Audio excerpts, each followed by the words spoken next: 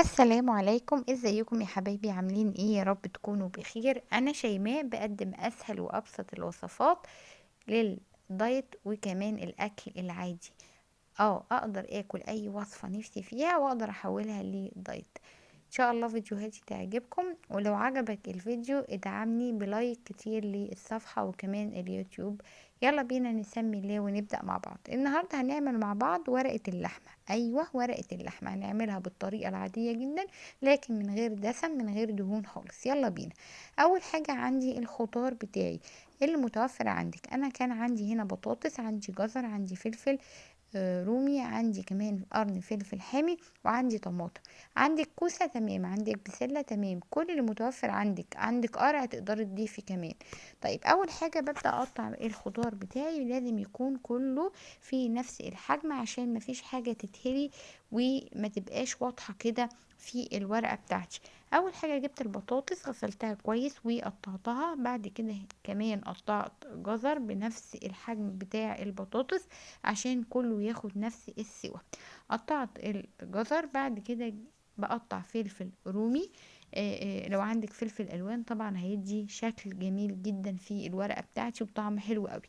ضفت كمان نص قرن فلفل حامي كده يدي تحبيشه للورقه بتاعتي ويبقى طعمها حلو قوي. جبت البصل، بدات اقطعه شرايح. بصل احمر، بصل ابيض المتوفر عندك. وكمان اقدر اضيف لها كرات لو متوفر، او لو مش متوفر ضيفي مكانه بصلتين خضر كده، الراس بتاعه بحتتين من الورق الاخضر، بيكون طعمها حلو قوي قوي قوي. طيب هنعمل ايه؟ هنجيب البصل مع الكرات او البصل الاخضر، بنزل فيه.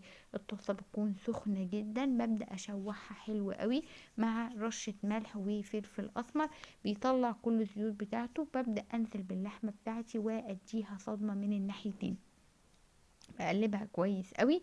بعد كده بنزل بيه البصل والجزر يستووا حلو قوي. بشيل اللحمه وابدا ارصها في البايركس بتاعي او الورقه بتاعتي. ضفت البطاطس مع الجزر، انا اديتها نص تسوية على النار. بعد كده بنزل بالفلفل والطماطم، وعلى وش البايركس بتاعي اللحمة. بعد كده بضيف لها شوية من المية، او لو متوفر عندك شوربة. طيب انا قلنا المقادير، انا هنا ما حطيتش اي حاجه من التوابل غير ملح وفلفل اسمر بس. بيدوا طعم حلو قوي قوي قوي للورقه، اكتر من كده هيبقى زياده ويغطي على طعمها. بجيب ورق كويس قوي واغلف الصينيه بتاعتي. تعالوا بقى نعمل مع بعض الرز الحبه والحبه. بنزل بالرز بشوحه في حله تيفال، واديله اللون.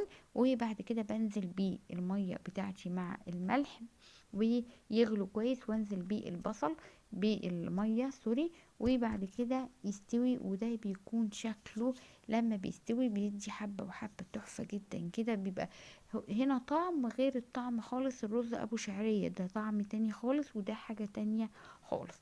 بيكون بالشكل ده. بعد كده بفتح على الصينيه بتاعتي او الورقه بتاعتي، بتكون كل الخضار دايب فيها، اللحمه جوسي وطعمها تحفه. يلا بينا كده نغرف مع بعض طبق الصوص بالشوربة، بشوربة الصوص اللي نازل من الخضار حلو قوي. لو عجبك الفيديو ادعمني لايك كتير للفيديو، والسلام عليكم ورحمة الله وبركاته.